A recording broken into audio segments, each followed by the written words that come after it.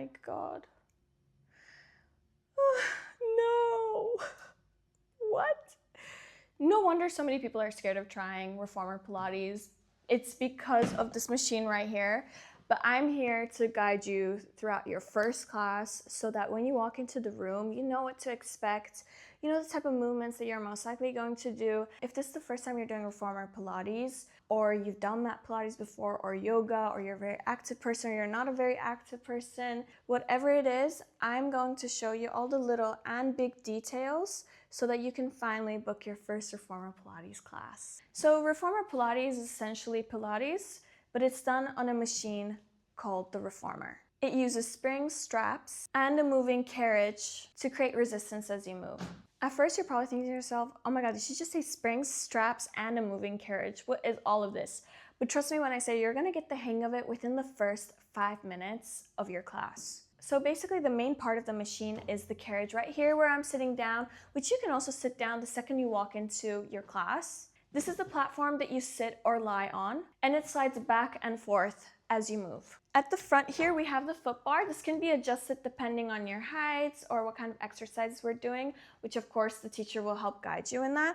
But the foot bar is mainly used to help push against. So for example, when we're sitting down on the Reformer, we're pushing against the foot bar for a stretch, or we're doing some pushing with the legs for footwork purposes. The movement of the carriage right here is controlled by the springs underneath the stable platform. Now the springs here, usually there's a blue, a red, and a yellow. Heavier springs are more strength focused. There's more resistance to push or pull against, but that can also make you feel like you're being more supported by the machine.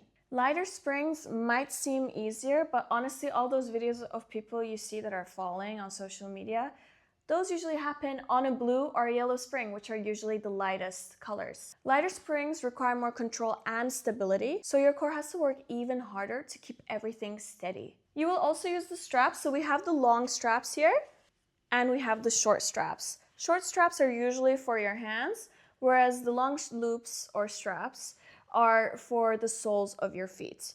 Now, when you're doing an arm exercise and it gets a little bit too hard on your shoulder, you're always welcome to take the long loops. Now the straps are pretty important because when we're doing an exercise with them, they add an extra level of control because you're guiding the movement, you're guiding how the machine works along the carriage. You will also notice the shoulder pads, which help you keep stable so you're not sliding around the carriage. The headrest right over here can be adjusted depending on the exercise, especially when we're doing a core exercise and you feel like your head is kind of taking a lot of the tension, is starting to become a little bit painful. You can always put it up.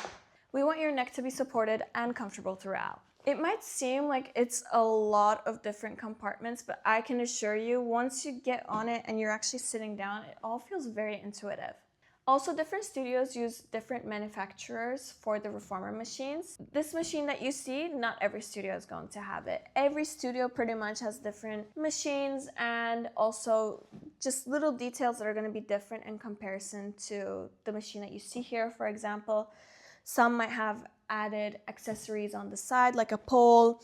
Maybe they're gonna have more than one red, whereas here I only have one red. There are different manufacturers, so every Reformer machine looks slightly different, but the concept is all the absolute same. Before the class starts, the instructor will ask if it's anybody's first time at Reformer. This is your time to say yes or just nod along. This instructor will give you a little rundown of the machine in that studio. This small introduction makes a huge difference because you're gonna get more comfortable with the machine, you're gonna be able to see it face to face, and you're gonna feel more confident after seeing it for the first time face to face on the battlefield. So how will the first class actually be like? Well, most likely it's gonna be slow and controlled. It just might be a little bit more energetic depending on the teacher and their teaching style. So some teachers have a bit more of a fast pace comparison to others, but overall it is still a pretty slow way of movements. You're going to be focusing a lot on breathing and alignment. You're going to be hearing the cues, tuck your pelvis in, knee over middle toe, etc. Overall, the general theme is slow and controlled with focus on alignment and breathing.